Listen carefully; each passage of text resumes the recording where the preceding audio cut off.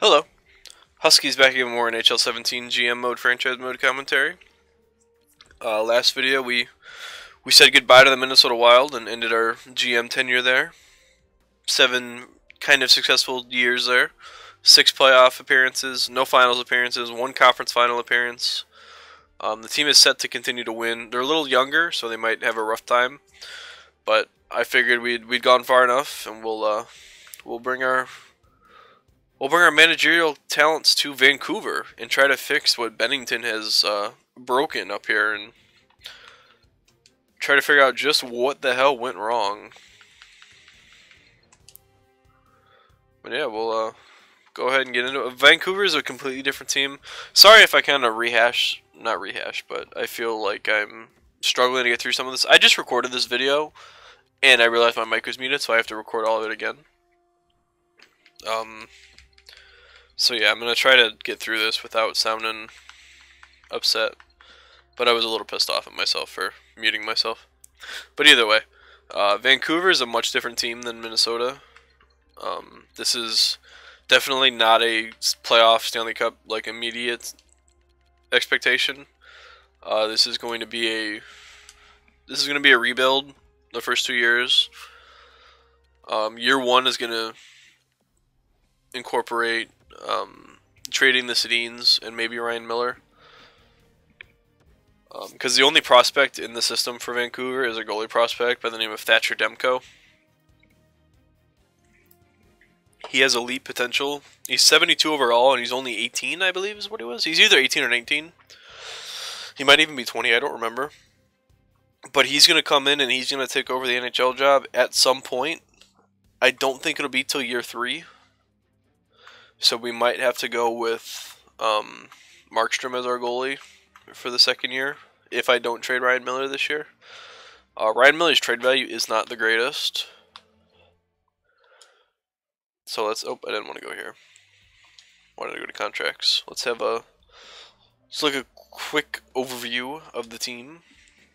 Cap space, who needs to get moved, who gets to stay, stuff like that. So what you can see already is I only have $500,000 in cap space. These 2 Sedin contracts are really tough. $7 million for 2 years, both. Another big one is Eriksson, who makes $6 million per year for 6 years. Eriksson might be another guy I decided to trade. It won't be this year because I want to stay somewhat competitive. If he gets dealt, it'll be in the offseason or it'll be next year. But I would like to have him stick around. Other than that, there's not much going on with this team. Bo Horvat, Ben Hutton, Erica Branson, and Chris Tanev are our best prospects / current players. Lucas Bees is a nice guy to have. Sven Barchi I would love to have progress a little more. Aside from that, though, it gets pretty bad. In the system, we've got Jake Virtanen. I think that's how you say his name. And I don't know this kid's first name. Oop. Nikita Triamin, Triamin, I don't know. Nikita, we're gonna call him. Our first names, Jake and Nikita. These are our 2 best prospects, aside from Mr. Demko back here. He's 20 years old. 20 years old, elite potential. He's gonna be the starting AHL goalie probably for 2 years, and then he'll make the jump. But the first thing I want to do is move one of these 2. Now, I know the deal that I made in the video that I recorded previously, but it won't get uploaded because I was muted. I was able to get a first-round pick for one of the Sedins. I'm going to try to not make that same trade, but there are not many teams that are interested in the Sedins. Like, at all. And there's a lot of teams that don't have the cap room for him. Because, like I said, he makes $7 million. But we'll see if I can move him. Let's see who's interested. Last time I did this, it was Montreal, San Jose. So Montreal's interested. So is Minnesota. So there's a couple new teams that are interested. Well, at least one so far.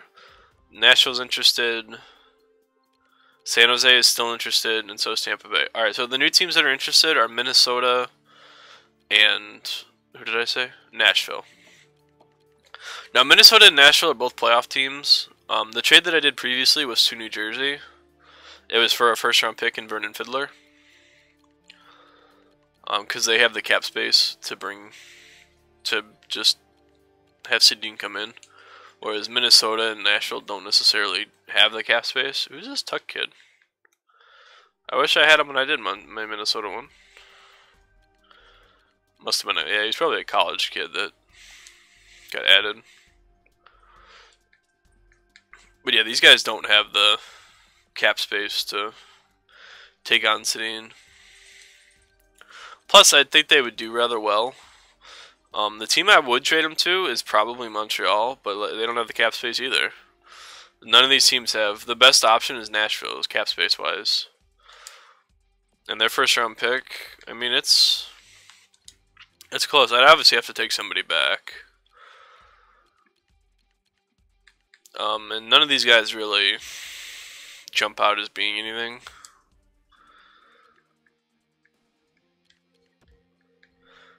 Oops. No, I'm gonna go ahead and offer this. So they'll take that deal. I don't know who this player is. I don't really care who it is. He's just somebody to. Now, what I did last time to get this trade through was I added a fourth.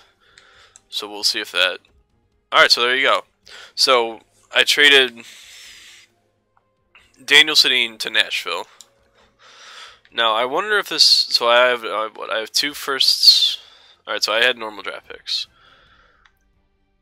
I want to see if there are different teams interested in Henrik Sedin. So like Nashville doesn't have an interest in Henrik. San Jose wants him. Tampa Bay wants him. I assume it would be them too in Montreal. Minnesota and Montreal. Okay. So if I trade him, it's going to have to go to a team that does not want him. Because these teams just can't take the salary hit.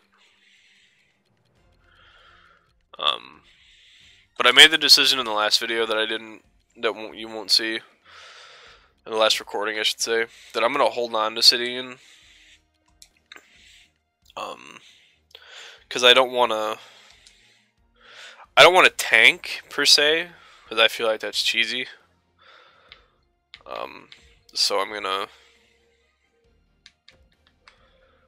Look at that trade value. Man, it's through the roof. Ryan Miller up there. And I'll put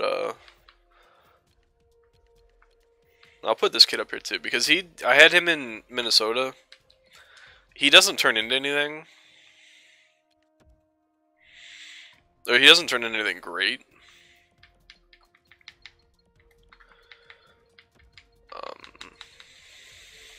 That should be top 9, right?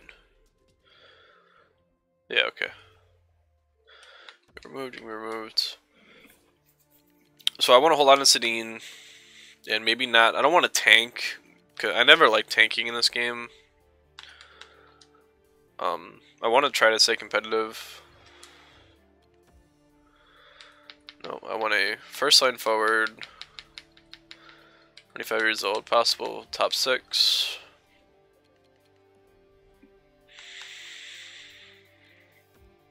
And then we'll throw a young D-man up here too.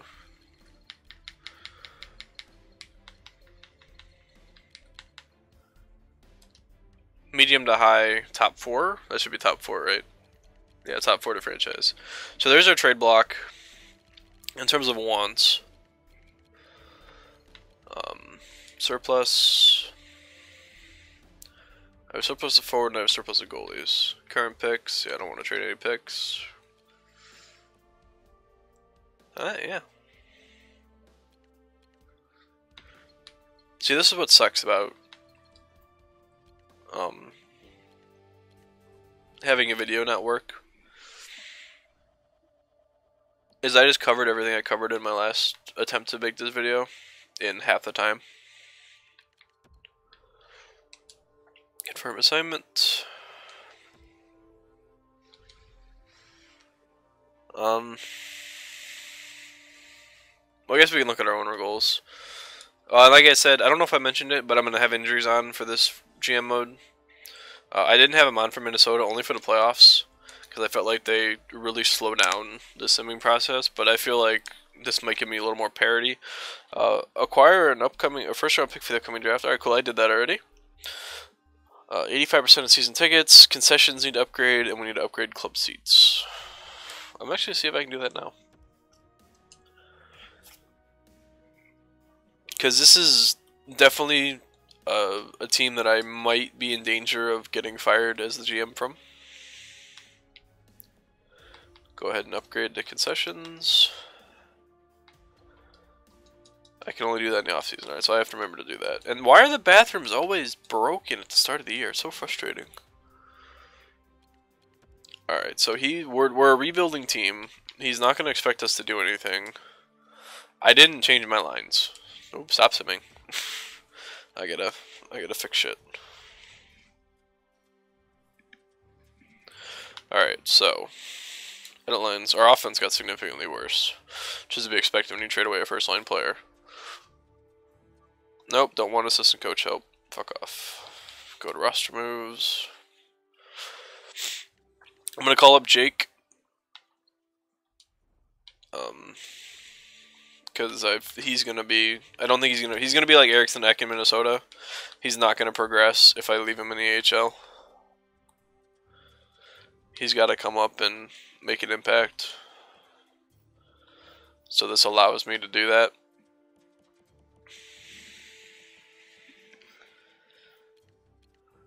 We'll best lines it, see what it gives us. So Eriksson, Sedin, Barshy, I don't like that. I actually want Horvat on the first line because he's a top 6 forward.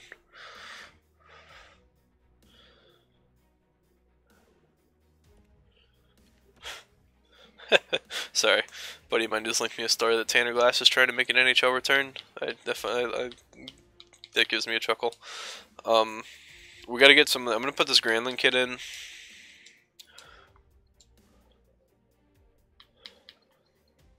Marcus Granlund, Jack Skilly. Who did I have? Oh, I had Fiddler, right? So okay. So Eriksson, Horvat, Barshy. I like that first line. I think the playmaker, sniper, two-way forward rule is good. Jake, Sedin, Hansen. That's a different type of thing.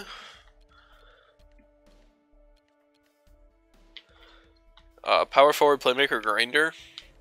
Dorsett, Burrows, Suter. Two-way forward, grinder. Two-way, sniper. Just gonna put Skilly on the third line. Maybe he'll do something with those two-way forwards. I don't know why he's a sniper. His shooting skills suck. Well, he shoots it hard. He just doesn't shoot anywhere near the net. He was a first-round pick by Chicago. Oh boy.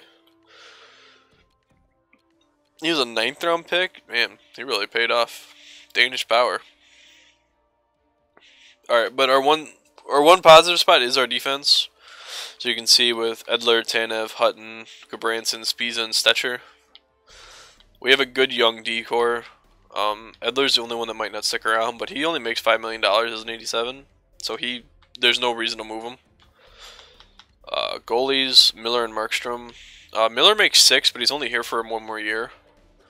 I don't think I'm going to re-sign him. Markstrom will probably be our starter next year if Demko doesn't progress quickly. I expect him to progress, but maybe not, immediately. We'll set up our AHL.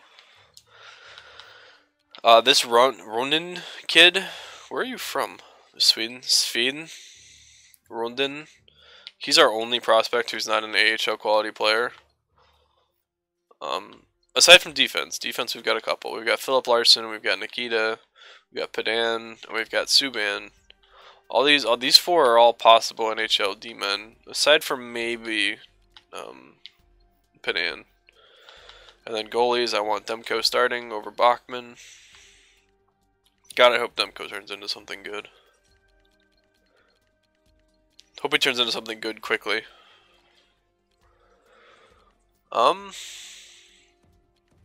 Yeah, I think I'm gonna call this one here. I'll sim to the regular season while I end the video. This series is going back on an every other day cycle. I'm still trying to find something to upload on those off days. There isn't much more I do in NHL besides be a GM. Maybe I'll go back to Hut. I haven't decided yet. But if you enjoyed the video, be sure to like if you don't. Be sure to leave a like if you don't mind. Comment any suggestions you have for what I should do with the Canucks. I'm open and I'll respond, looking for ideas of what to do. Like I said, this is not a win now team. This is definitely a rebuild for 2 years. But yeah, let's. I've been loving the support that this channel's been getting on the Minnesota series, so I hope that that support continues over to this Vancouver one. And if anybody was interested in the St. Louis one, I'm sorry, but I felt like it was too similar to Minnesota, and I wanted to change it up. I might do something. St. Louis is definitely somebody I want to come back to, but for the time being, I'd like to